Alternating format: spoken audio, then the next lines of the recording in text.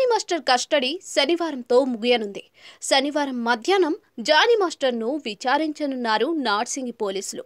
4 రోజుల కస్టడీ ముగియనుండటంతో మధ్యాహ్నం జానీ మాస్టర్కు వైద్య పరీక్షలు నిర్వహించి కోర్టులో హాజరుపరచనున్నారు. కస్టడీలో పోలీసుల ప్రశ్నలకు సమాధానాలు దాటవేశారు జానీ. బాధితురాలే తనను వేధించిందని చెప్పినట్టుగా సమాచారం. తాజాగా జానీ మాస్టర్ కేసులో కొత్త ట్విస్ట్ తెరపైకి వచ్చింది. జానీ మాస్టర్ పై కంప్లైంట్ పెట్టిన యువతిపై ఫిల్మ్ ఛాంబర్ ఆఫ్ కామర్స్ కు కొద్ది రోజుల క్రితం ఫిర్యాదు చేసింది జానీ మాస్టర్ భార్య సుమలత.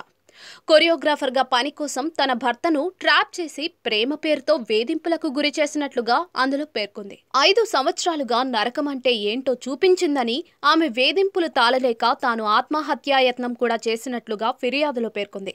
నాకు అమ్మ వద్దు, నాన్న వద్దు, నువ్వు పెళ్లి చేసుకో అంటూ జానీ మాస్టర్ను అమ్మాయి తీవ్ర ఒత్తిడికి గురి చేసినట్లుగా ఫిర్యాదులో జానీ మాస్టర్ భార్య సుమలత వెల్లడించింది.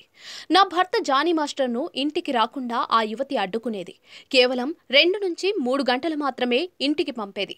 బాధితురాలు ఇంటికి వెళ్లి జానీ మాస్టర్ను నువ్వు ఇష్టపడితే ఆయన జీవితం నుంచి నేను వెళ్లిపోతాను అని చెప్పాను. అప్పుడు మాస్టర్ నాకు అన్నయ్య లాంటివాడు, మీరు నాకు వదిన అంటూ నమ్మించింది. నా భర్తతో కాకుండా చాలా మంది మగవాళ్లతో ఆమెకు అక్రమ సంబంధం ఉంది. ఇవన్నీ తెలుసుకున్న జానీ మాస్టర్ ఆ అమ్మాయిని దూరం పెట్టాడు. దీంతో కక్ష కట్టి తన పైన లైంగిక దాడి చేశాడు అంటూ అక్రమ కేసు పెట్టింది.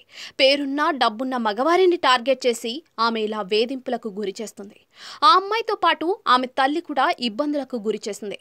ఆమె పెట్టిన అక్రమ కేసు ఆరోపణలపై చర్యలు తీసుకోవాలని విజ్ఞప్తి చేస్తూ ఉన్నారు. నాకు, నా పిల్లలకు ఏం జరిగినా కూడా ఆ తల్లి కూతుళ్లదే బాధ్యత. నాకు, నా బిడ్డలకు న్యాయం చేయాలని కమిటీని కోరుకుంటున్నాను అని ఫిర్యాదులో సుమలత పేర్కొంది.